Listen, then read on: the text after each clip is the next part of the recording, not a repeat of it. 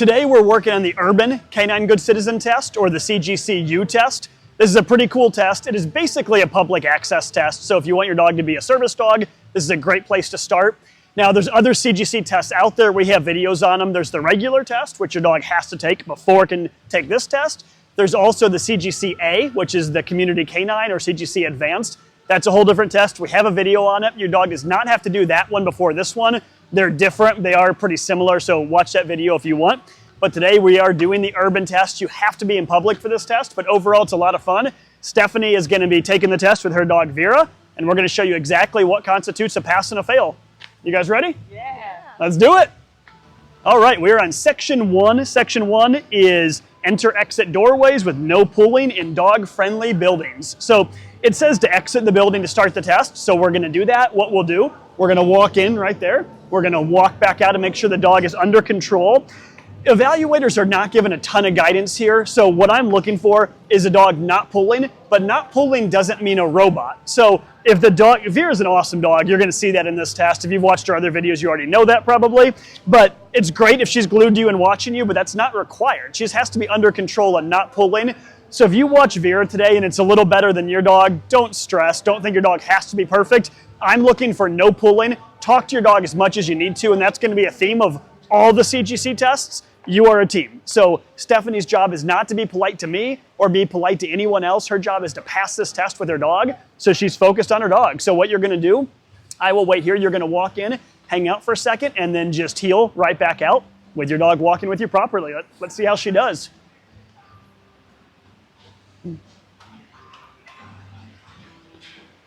Oh, you guys are good to go if you want. Yeah, absolutely. I didn't want to interrupt. No, no worries.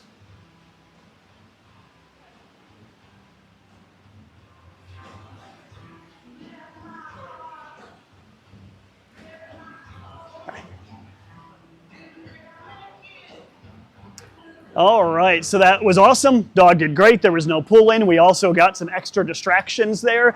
And this test has to be done in public, so that kind of stuff happens. If your dog can't handle those distractions, you've got some work to do before taking this test, but great work. Let's move on. Section 2 is walking through a crowd on a busy urban sidewalk. So it's pretty busy here. I don't know how many strangers we're gonna have walk by, but we always bring our own crowd just to make sure we can do this. So now, it doesn't talk about dogs as a distraction, so we're not going to walk the dogs by. It's just people wearing a hat, people wearing a jacket, men, women, kids, something along those lines. And at least some of them have to pass within 1 foot. That is important, but not everybody does, of course. So our first distraction will be Holly, one of our other trainers, walking by with a hat. So Holly, when you're ready, come walking by, then Stephanie, you walk as well. Tell her heel. So you can see there the dog was interested. That's normal. There's nothing wrong with that. She just has to be under control. Now we had a man walk by. That was fine. So that is enough for this section. You don't have to make it harder. And actually, as an evaluator, I'm not allowed to make it harder. So I can't turn this into like 15 minutes of these really tough challenges. That's all I can ask. That's what I'm given right there. The dog did great, and what I'm looking for is proper heeling. If you haven't watched our other CGC videos, I'd recommend watching them. I'm not going to repeat all the same things I have in the others, but the dog did great. She's heeling, she's under control, she can look, but she cannot go to them. You did awesome. That's a pass. Section 3 is appropriate reaction to city distraction. So now they break this into 3 categories. We have noises, moving objects, and surfaces, and we've got all of that happening right now. Now my microphone cancels out background noise. I don't know how much you can hear. There's music blaring, these fountains are pretty loud, and they're also doing some construction here, so there's scissor lifts and stuff going up and down, and of course people talking. So noises we've got. Moving objects, we can use a skateboard, bikes, carts, a person running. We're gonna use Holly, who is in the last section, as a runner. And then surfaces, the dog has to be able to cross different surfaces. We have brick, we have AstroTurf all over, and we also have wet surfaces. We've got it all. And there's no magic for what you have to do here. We need appropriate reaction. The dog's obviously handling the noise well, everything is great. But what Stephanie's gonna do, I just want you to walk down on the kind of wet area, turn and come back, walk on the grass, walk on the brick, and then Holly will jog past you at some point. So go and tell Vera here, heel. So now what I'm looking for, that was an extra free distraction, drop paper on the dog. What I'm looking for though, is that the dog is under control. she doesn't have to be perfect. If she was kind of wondering why the ground is wet, that'd be okay. If she thought this ground is weird, she could stop and look at it, but obviously no issue, everything's great. So now go ahead and turn and head back. Yep. And then Holly, when you're ready, go ahead and jog by. Sure, yep.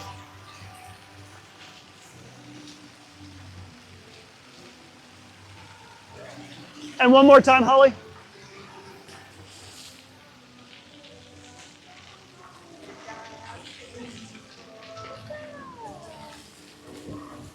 Awesome, so that was perfect, Stephanie. That's obviously a pass. Your dog does not have to be that good. So if your dog was like this when the jogger went by, that's still a pass. They can't lunge, you know, all the CGC tests, you can't be aggression, of course, but she could look, she could be a little surprised. When you got to that grass, she could stop like, oh, what is this? And then as long as she walks comfortably afterwards, that's fine. So don't measure your dog compared to this one. This dog's incredibly well trained and Stephanie's an awesome handler. That's why your dog could easily pass without being this good. But let's move on.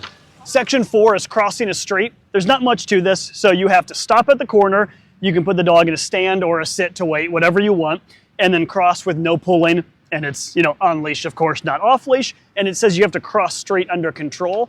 Under control does not mean perfect. Vera might be perfect, probably will be, but your dog does not have to be. They have to be under control. So go ahead and walk up and have her sit at the side. So we got a great sit here, everything is fine. And now when you're ready, tell her heel and go ahead and cross. And obviously that was great. The dog was under control the entire time. That's exactly what we're looking for. So that is a pass. Good job, Stephanie. Section 5 is ignore food on sidewalk. So what it says is dropped food, cups, bags, cans, paper in which food was wrapped, etc. So we've got like a PB&J or something, a little granola bar kind of thing. So that seems perfect. So what we're gonna do is Devin's gonna drop it on the ground. Stephanie's gonna walk off, tell the dog heel, and then come back and pass it. Have to be reasonably close. They don't give exact guidance, so I'm gonna treat this like I would the CGC test. So we're gonna say 2 to 3 feet away. Talk to your dog as much as you need to. So tell her heel the entire time. You can say leave it, you can say whatever, just keep her with you. So go ahead and toss it, Devin. And then Stephanie walk off. And we'll see how she does.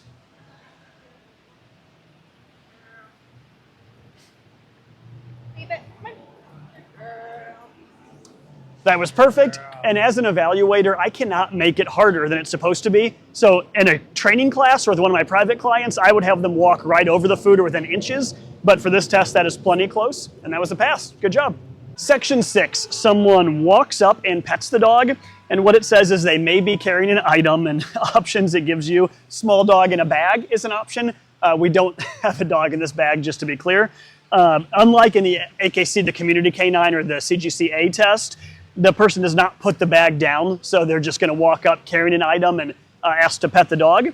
What we're looking for here is the dog to be under control, and I treat this like the normal CGC test. If the dog stands up to get petted, that's not a fail, but I always tell the handlers, do not let your dog get up. If she stands up, tell her no, get her back to a sit stay, because if she pulls to get to the person, I would constitute that a failure. So Devin, can you walk off and then just walk up and ask if you can pet the dog? Hi, can I pet your dog? Absolutely.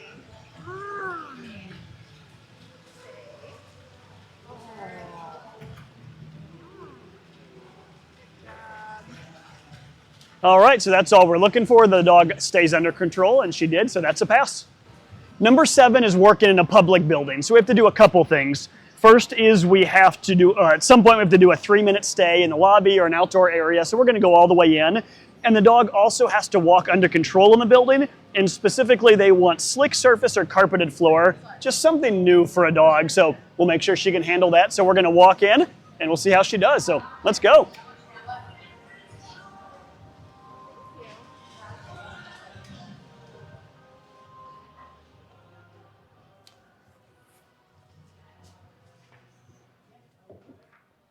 All right, wherever you like, Stephanie, go ahead and put her into a stay.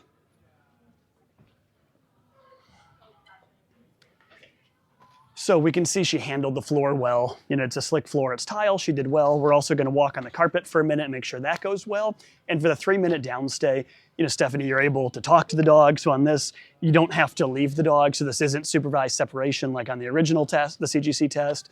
This isn't walk 20 feet. This is just at your side to make sure you could be in public with her. And this is generally pretty easy. So we're going to go ahead and fast forward this to not bore you to death while we wait here for 3 minutes and hang out.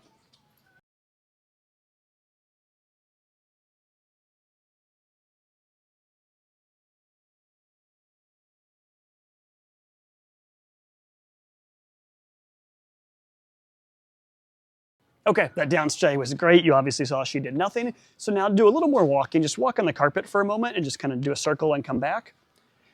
And all I'm looking for is to make sure the dog doesn't freak out and she can handle it. She's doing great. She could notice it. She could look down and think, hey, this feels different, but she's in public enough. None of this is weird to her. So that's obviously a pass. Great job. Section 8 is stairs, steps, or elevator. I don't know the difference between stairs and steps. They seem the same to me, but stairs, steps, or elevator under control. We've got some steps here. The dog has to do at least 3 of them, so it can't be like, one step. So just this first section is enough, and the dog has to be under control. I interpret that as healing. Now, the dog could, be a little bit ahead or behind, and some dogs do have trouble on that on stairs. They want to go a little faster or slower, but I'm looking for under control, not perfection. So go ahead and tell her heel. Walk up the steps. Let's see how she does.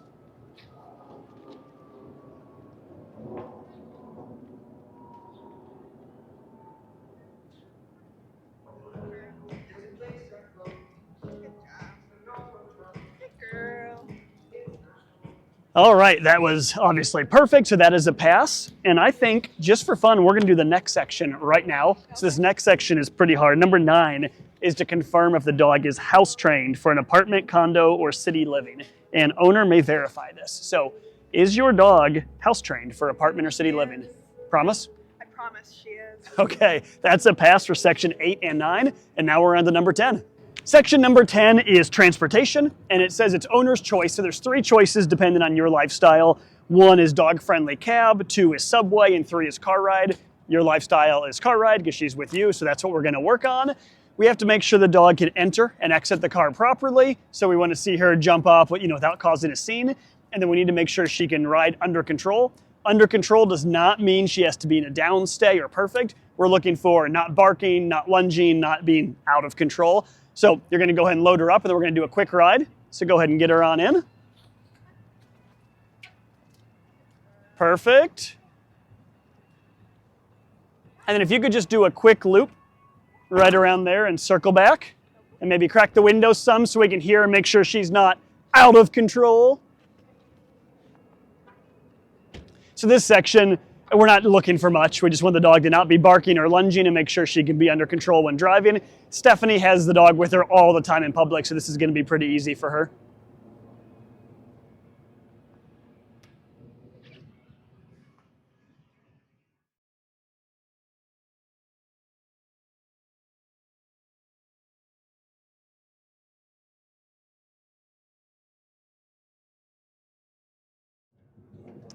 All right, and now go ahead and get her out when you're ready. So we're looking that the dog can exit the car under control. Now Stephanie is showing off here how awesome her dog is. Your dog does not have to be that good. And that's what we train all of our client dogs to do, is wait until they're told to get out. If your dog was a little more excited than that, that's not a pass. So don't hold yourself to these standards. What I'm looking for is, once again, the dog's under control. If you wanted to crack the window and reach in and leash the dog up and then tell them heel on the way out, that's fine. So don't have to be this good, but that was awesome. That was a pass. Awesome. All right, that is all there is to the AKC CGC Urban Test. You passed, congratulations. Here is your ribbon. So now her pup will have the title CGCU, and she also took the CGCA today. So now she's got both of those. Great work. If you have questions, reach out. We'd love to help you.